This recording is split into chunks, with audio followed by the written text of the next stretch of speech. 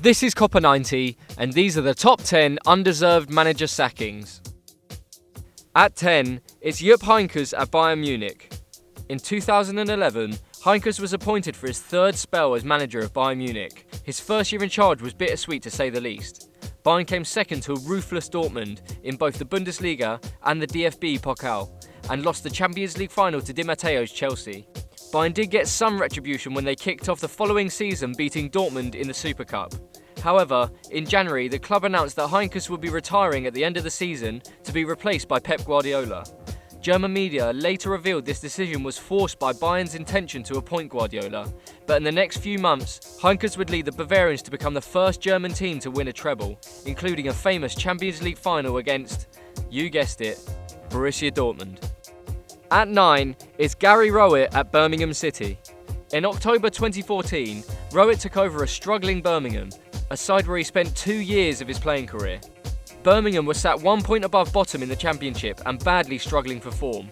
By the end of the season, Birmingham were in 10th place. Rowett had attracted a lot of praise from pundits and fans alike for his part in Birmingham's incredible turnaround. When new owners came into the club, they quickly scrutinised Rowett, and after a few losses on the bounce, the manager was unexpectedly sacked, despite the club being sat in 7th place, as the owners didn't feel they were getting a decent return on their investment. At 8, it's Lee Clark at Huddersfield Town. In 2008, Lee Clark took over the reins at League One side Huddersfield. The manager's start at the club was average, guiding the side to a 9th place finish, only losing twice at home all season. Things went a lot better in his second season as Clark helped Huddersfield reach the playoffs and lost their semi-final against Millwall. The next season they made it one step further. After finishing 3rd in the league, they reached the final of the playoffs, but once again lost, this time to Peterborough.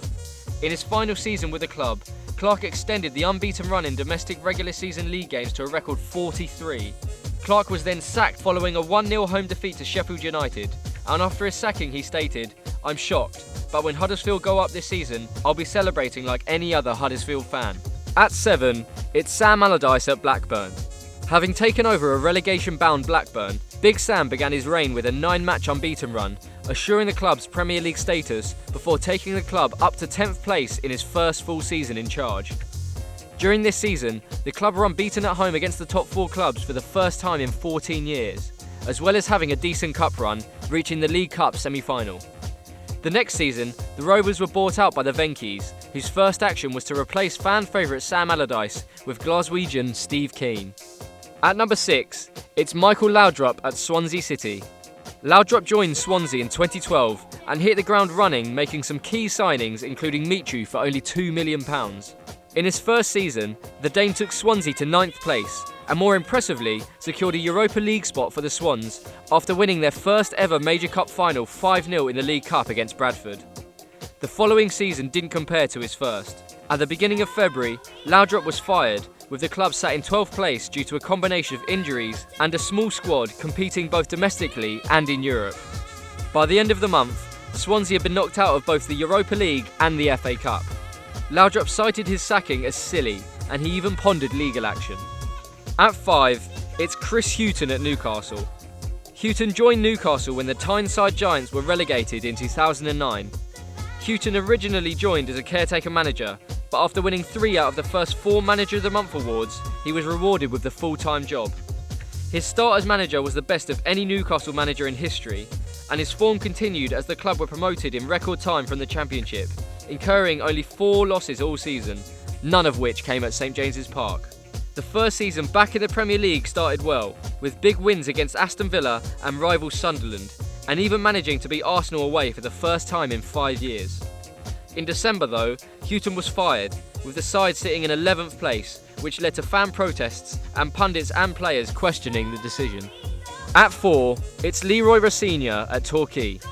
Rossignol was appointed manager of newly relegated Torquay United back in 2007.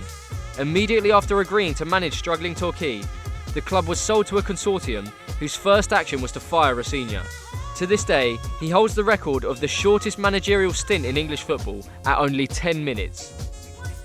At 3, it's Carlo Ancelotti at Real Madrid. In 2015, Carlo Ancelotti fell victim to trigger-happy Florentino Perez. The Italian had a very successful 2-year stint with Real, winning the Copa del Rey and Champions League in his first season. The following year, he guided Real to the Club World Cup and Super Cup, and set a new Spanish record of 22 consecutive wins in all competitions.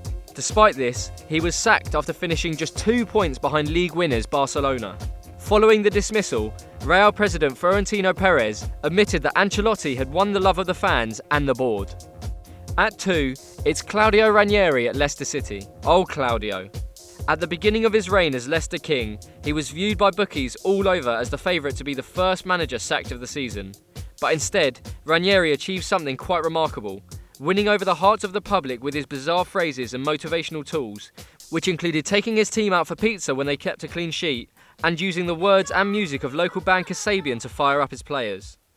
Having won the Premier League with Leicester at 5,000 to 1 odds, he went on to be named FIFA World Coach of the Year and broke English records in the Champions League. However, all dreams must come to an end, and after poor performances in the league and cup, and talk of a dressing room mutiny, he was sacked only 9 months after writing his name onto the list of Premier League winning managers. And at number 1, it's Vicente del Bosque at Real Madrid. To many, Del Bosque is one of the best managers in the game, but not if you're Florentino Perez. The Spaniard won 2 La Liga titles, 2 Champions Leagues, 1 Spanish Super Cup, 1 UEFA Super Cup, and the Intercontinental Cup with Real, and was a fan favourite.